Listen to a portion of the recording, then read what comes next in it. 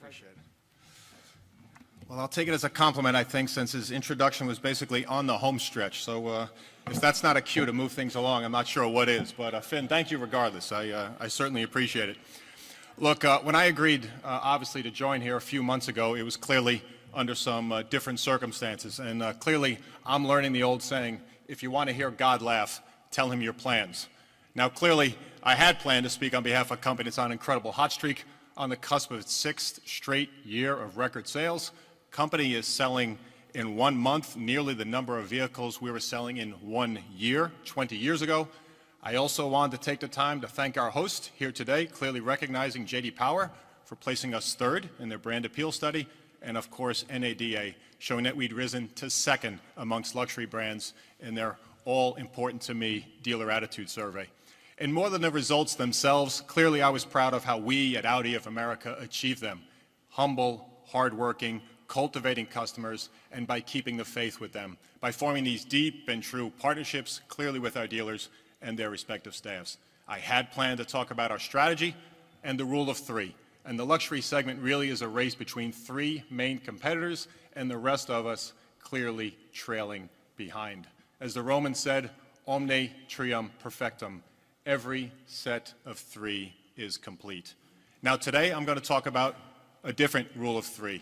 The 3 groups of stakeholders who we at Audi of America need to speak to, support, and in fact strengthen. And more importantly, the 3 steps we will take to not simply get through the crises, but to come out of it stronger. Ultimately, I choose to be here because leadership means not just celebrating the successes, but also owning the challenges. And I can tell you here at Audi of America, we are owning the challenges. Now, when we received notice from the regulators that the EA 189, our diesel engine, included software that did not comply with emissions regulations, it was clearly devastating to us, and devastating to the trust we had worked so hard to cultivate with our customers, our dealers, and the public. In recent years, the A3 TDI received numerous awards for performance and sustainability, most notably 2010 Green Car Journal Green Car of the Year. We have returned that award and every other award the vehicle has received. We are more determined than ever to have our vehicles compete and hopefully win environmental and sustainability awards in the future. As we were still processing that news on November 2nd, we received notice from the EPA and CARB that there was an emissions compliance issue impacting our 3-liter TDIs. Although, again, there is no safety hazard with these vehicles, indeed, the EPA has said they remain legal to drive and resell, we took the voluntary step of issuing a stop sale order. Not to diminish the severity of this issue, but to provide context.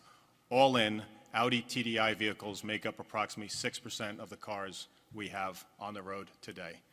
But still, behind each of these TDI vehicles is an Audi owner. People who believed in our brand and badly want answers.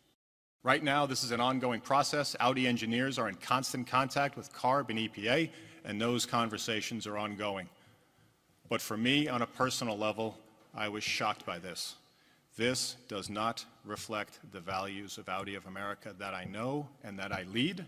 Our dealers didn't do this, our customers didn't do this, but we are going to solve this issue. I will continue to share more information as it becomes available, whether it's town halls, social media, public statements, or through our online website. I'm committed to seeing our company not only come through this challenge, but come through it stronger. And here's how I believe we can do that. First, keeping our foundation strong.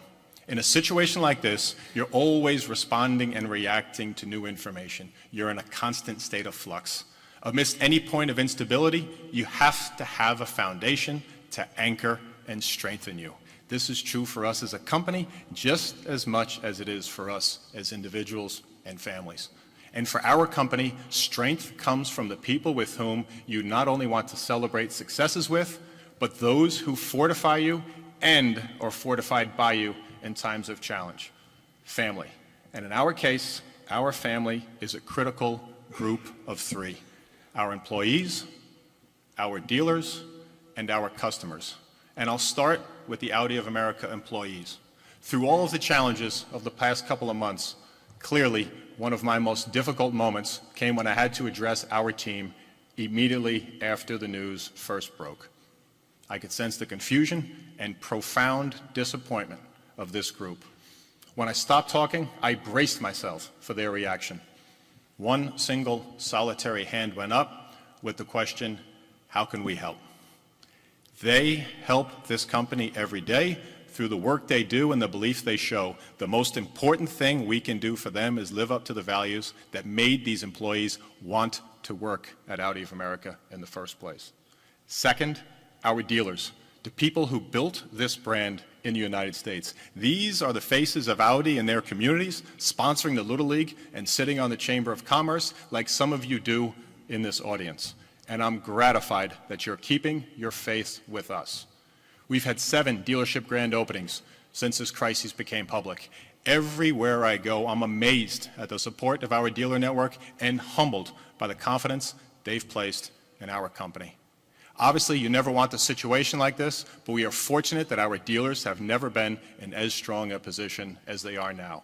Our dealers are keeping faith with us, and we are going to keep faith with them. Throughout this crisis, we're making sure our dealers have the tools and flexibility to keep our customers happy. Third, our customers. We've been focused on many years on the Audi customer experience and, of course, creating Audi fans. For many people, their vehicle is an expression of their values, and what they're hearing is an affront to those very values. I've spoken to our customers in person and on the phone. I've heard their anger and frustration. I read the emails personally, and I understand their confusion and their profound disappointment.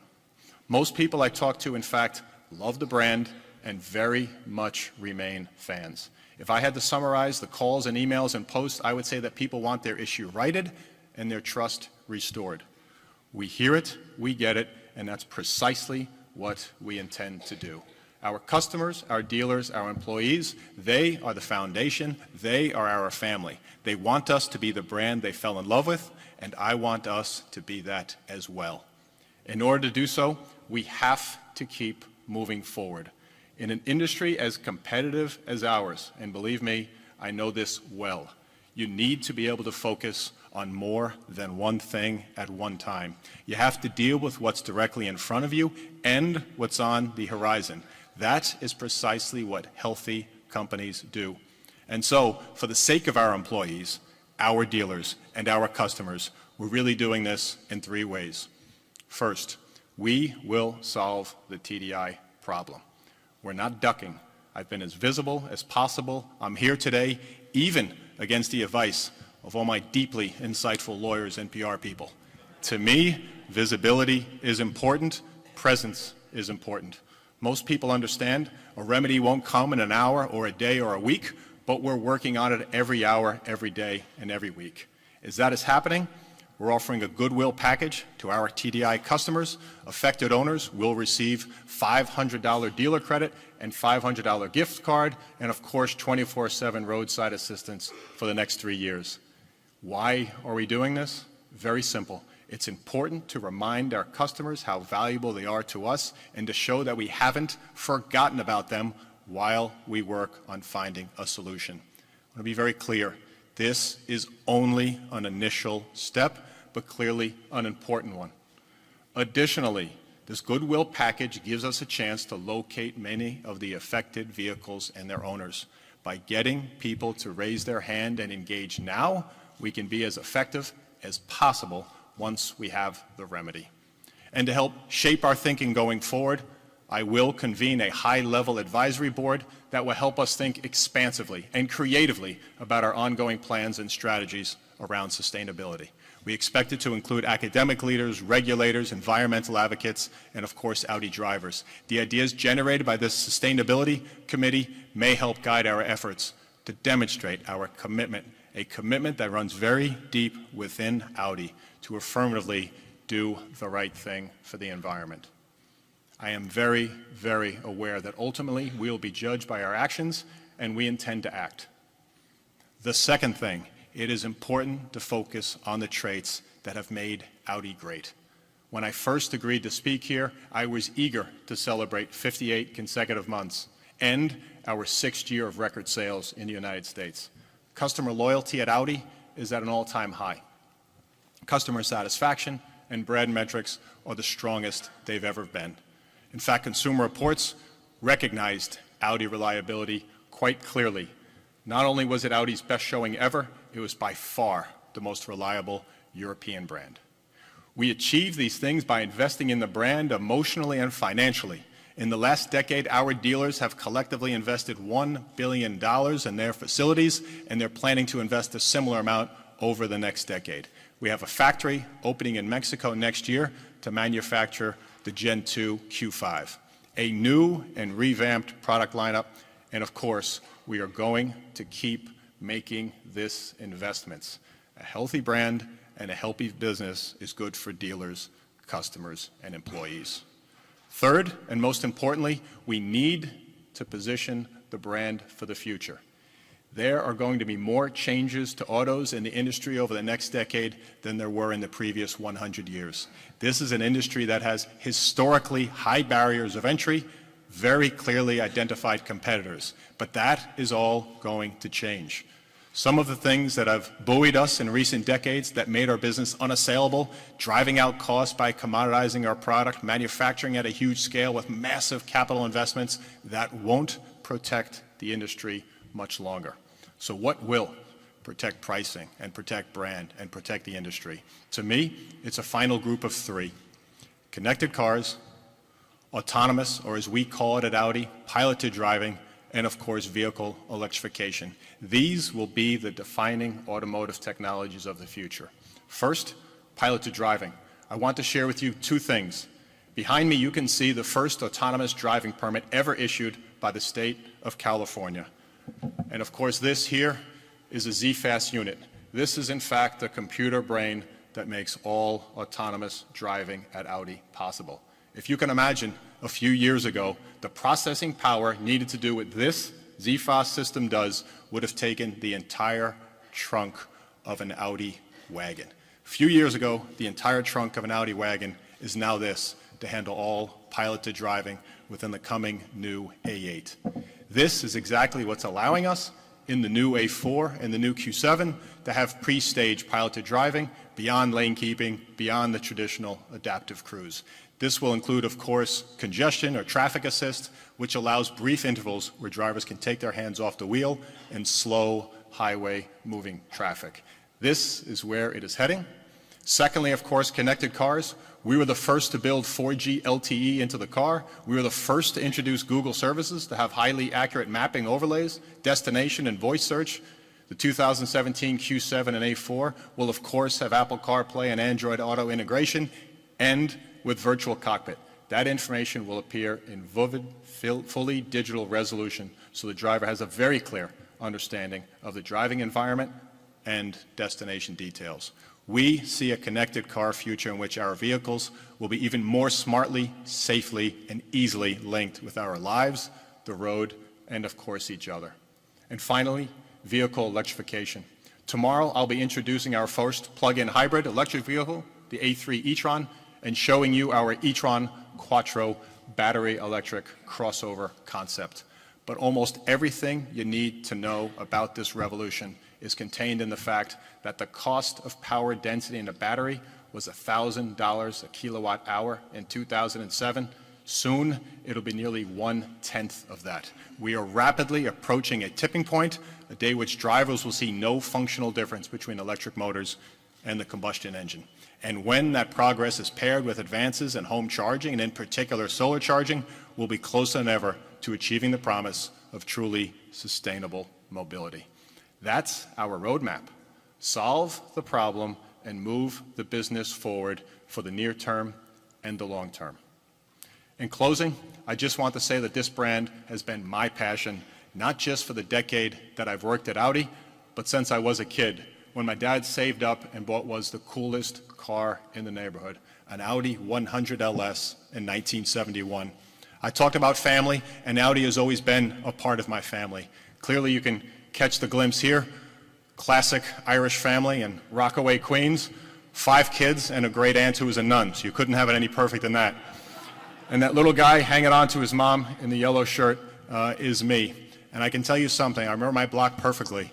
It was loaded with country squires, a couple of darts, a couple of dusters, maybe a javelin thrown in. And the memory of my dad with his 100 LS with the windows down, that thing was a bloody spaceship, and I had the coolest dad in the world. So believe me, I am very proud to be leading an organization that was really pioneering what we call progressive luxury. The idea that luxury should do more than just invoke the comforts of the past, deliver a proper vision for the future. In delivering that vision, clearly we have a long road ahead of us, but I promise you, the same energy, expertise, and rigor that we have put into making Audi great is the exact same energy, expertise, and rigor we will put into moving this company forward. I've talked a lot about the groups of three, but for me, this entire issue comes down to one word: trust. Trust is what connects us to our dealers and our employees, our dealers and their staff to our customers, and our customers to our brand. And I am extremely committed to restoring that trust, because I will not be satisfied by simply making things right. I think we have an opportunity to make things better, and I'm very eager to continue to journey. Thank you very much for your time. Thank you.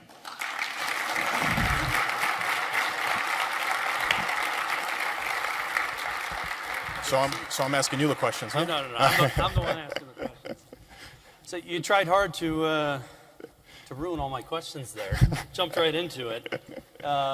You realize it's us and then cocktails, right? I do, So and it's just me, not two other people I see, so Yeah. I'm all alone, huh? So let's give them something interesting. Do you want it now or do you want it later? Let's start off right now. Why not?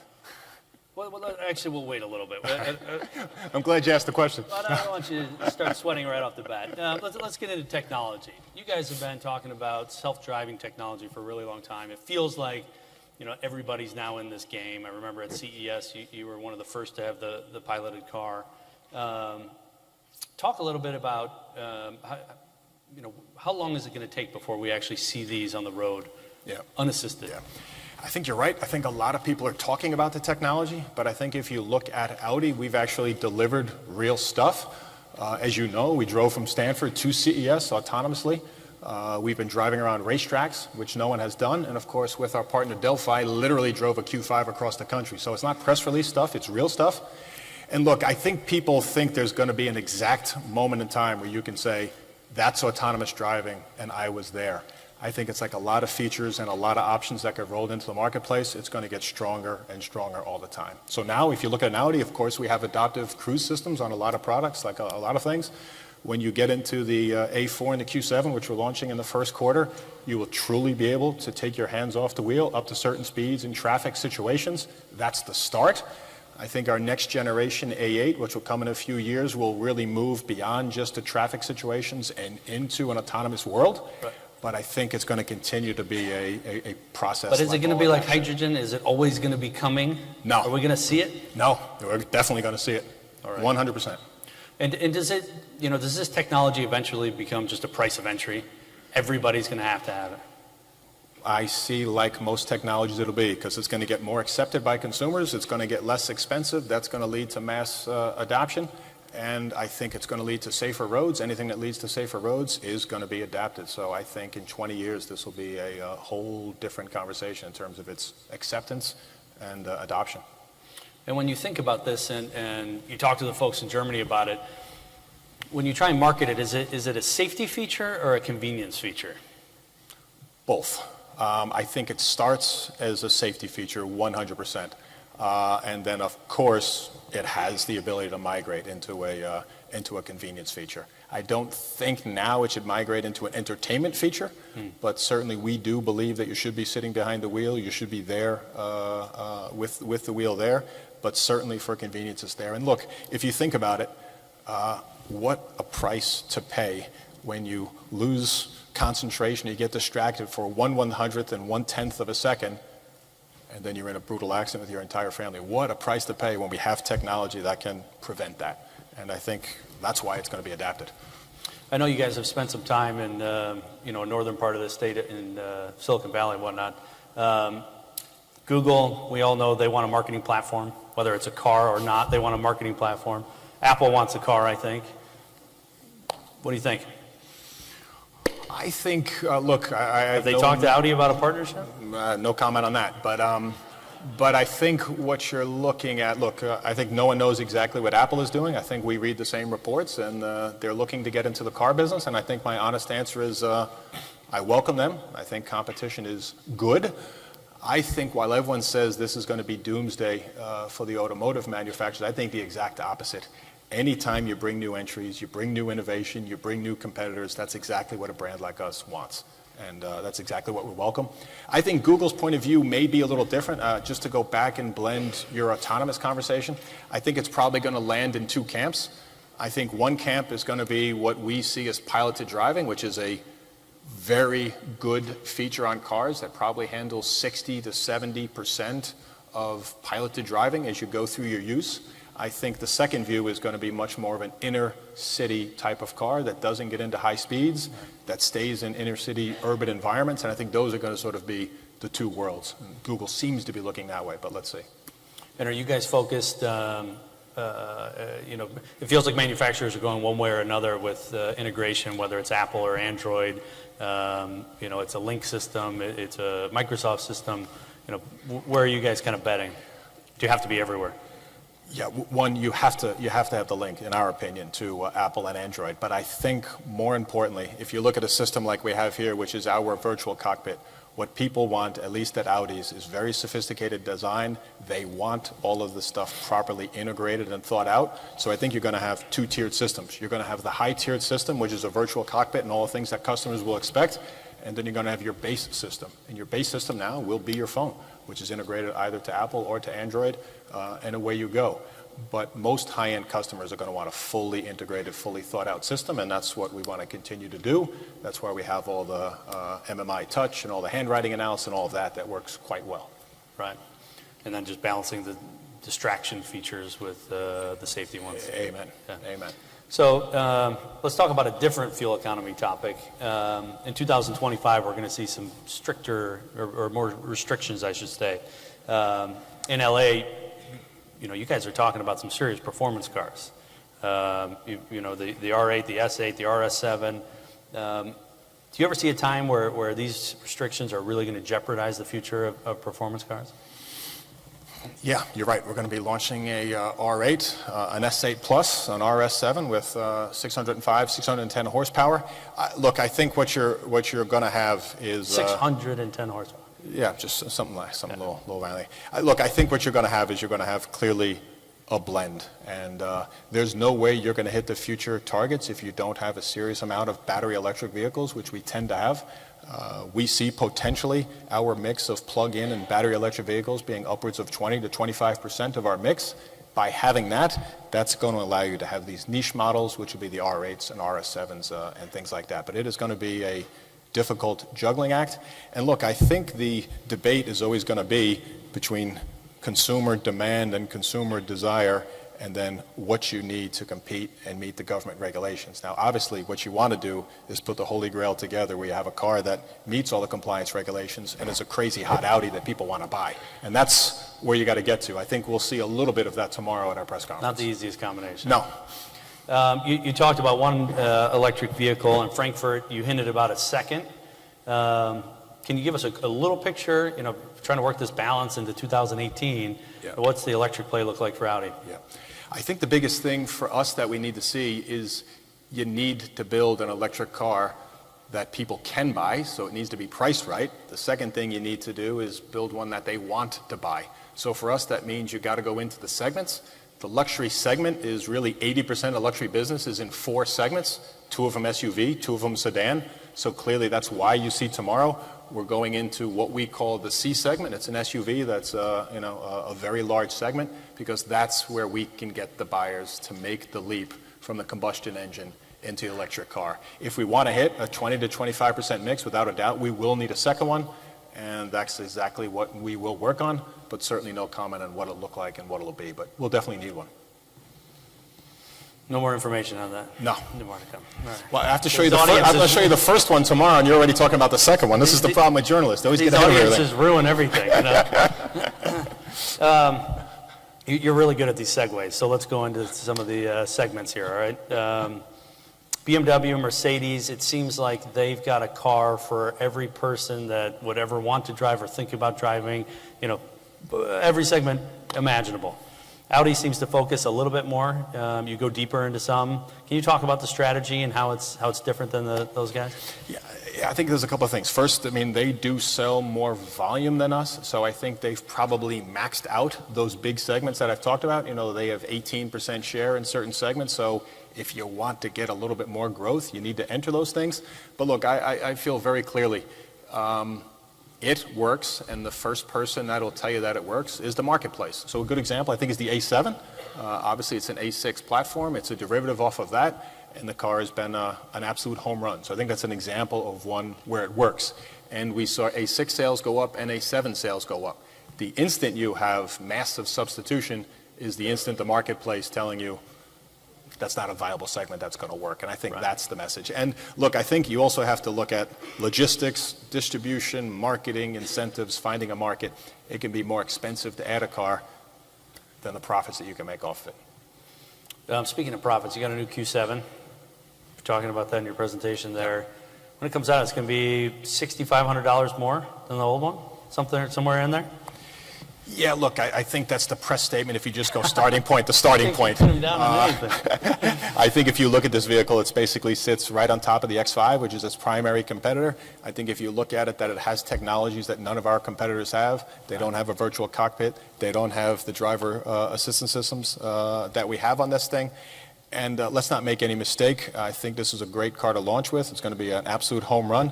But we do see potentially an entry model that can replace that former pricing. But we'll tell you about that in a couple of weeks. So talk about the other end. Does a Q8 play into that strategy at all? In terms of pricing, certainly. You want to get some spacing. And, while we just have loosely confirmed a Q8, certainly it'll be higher pricing in the Q7. But the Q7 pricing was purely based on where we need to be with the competition. And if you look at where the X5 is and where the ML is, that's exactly where we priced it. Loosely confirmed. That's a new term. I like that Exactly. one. It feels like those lawyers and PR people Which you're is talking about. semi-confirmed, yeah. Right. So let's go to the other end on the Q3 side. It is resonating with the U.S. customers to a lesser degree, I'd say, than the A3. Can you speak a little bit to that? Seeing as everyone is going towards the SUVs, not so much the sedans. How do you explain that? I mean, I think a couple of things. If you look at Audi, our first SUV didn't come at all until the Q7 came, which was 9 years ago now, and now 44% of our business is SUVs. So that is the luxury market now. It's obviously a major home run. But if you look at the A3, we basically have 40% market share. We're the segment leader, so the car was quite successful. But clearly SUV segments are bigger. Right. And that's exactly what's happening, which is why you're seeing what you see. And the truth be told, we need more Q3s. So I was reading earlier about a cool program you guys started, Audi On Demand, test market in San Francisco. Yeah. How's it working? What are you learning? Is this going across country, or is it merely a test? I think for now it's a test. I think it will go across country, and potentially we'll have to optimize and tweak. Let's see what it means. But I think, obviously, we see in the future that there is going to be a different business model for the customer than just buy an Audi, purchase or lease an Audi. Right. We believe there is some opportunity for shared economy. Obviously, this gives you a little bit of a sampling of it. And it's worked well. And really what it offers is what I would call an extremely high-end rental car, an extremely high-end shared Without environment. using those words. Where they drop the car off, they pick the car up, and you're able to use an R8 for a day, you're able to use a Q7 for a day. And what this does is give you ultimate flexibility of either not having a car and having someone else responsible for it and changing the car every day. So it's worked quite well. We're excited, but it's too soon to say, okay, let's put it in 30 markets tomorrow. And do you see it maybe evolving into a dealer play? Absolutely. You could be running a lot of this out of your dealer, and you could incorporate service owners, you can incorporate a bunch of things in there. So that's a possibility as well. Okay, let's go there for a little bit. The EPA, everybody's been hearing about this, and you read a lot about Volkswagen, and I'll lay it out kind of this way. With all the issues they're dealing with, does the American consumer put Volkswagen and Audi together? And how big of a distraction is this for you and your team? I think for the most part, no. I'm talking about the consumer now. I think we've worked hard, as you know, over the last 20 years to really separate Audi. We separate it from a brand at our dealerships, from pricing, from marketing, and the market speaks for itself. So overwhelmingly, it views it as Volkswagen, without a doubt. In terms of the distraction, I think you heard it in my speech quite clearly. I think companies can become 100% fixated on the crises. I think it's important to maintain those three things. Obviously, we have to deal with this issue. We have to continue to run the business, is what dealers and customers want, and we got to invest and look to the future. And if we do all of those well, I'm convinced we'll come out stronger if we do all those well, and we will do all those well. What's the feedback you're getting today from the dealers? Feedback from the dealers, I think the first thing is they are fundamentally on board with dealing with this issue. And I think that's what you want. You want an absolute united team around making customers happy and dealing with this issue. And that's exactly what we're getting from our dealers. And I think that's been a real pleasure for me because, look, you have a lot of variables as you're navigating this. And it's absolute blessing to see, okay, this dealer body's on board. They're going to rise to the challenge and they're going to deal with it. And that's been a blessing for me as being in this position. Right. And, you mentioned in your speech trust. Again, I think it all goes back to the dealers. They're on the front lines. They're the ones interfacing with your customers. They're the ones that have to explain how this could happen. Are they confident they can get through this in a relatively short time?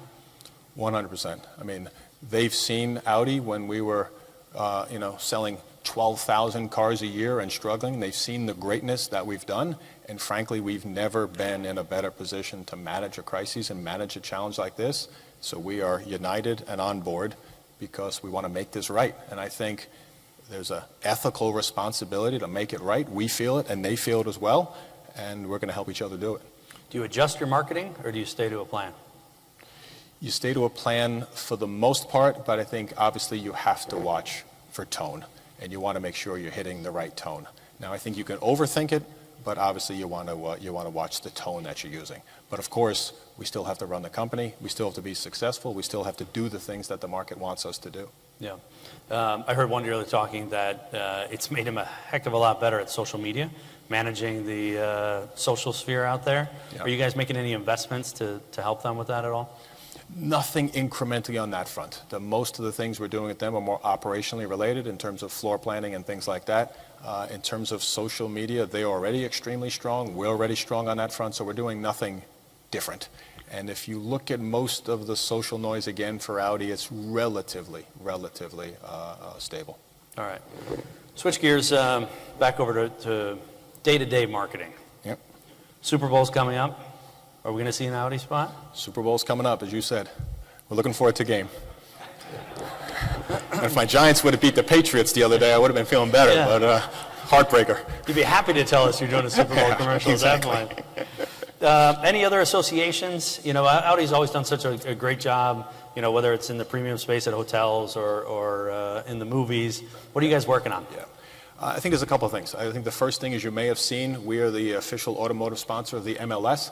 And I think if you look at soccer in America, it's an absolute perfect time and a perfect fit for Audi. The demographic is spot on for us.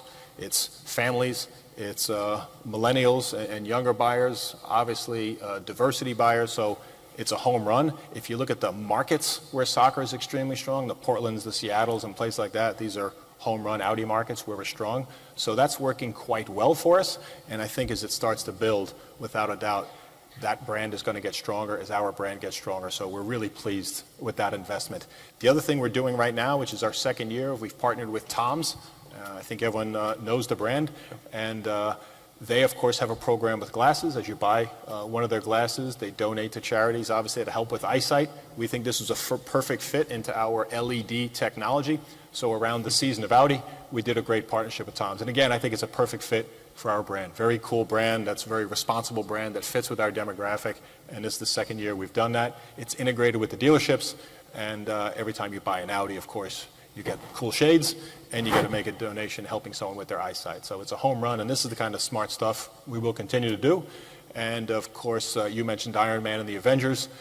There's going to be a great one coming out, which of course is Civil War, which pits Captain America versus Iron Man. And I think I would project to be a great opportunity for our products in there. Terrific. Scott, thanks so much for being here My today. pleasure. Ladies and gentlemen, Scott Keogh. Thank you very much. Great job. Right.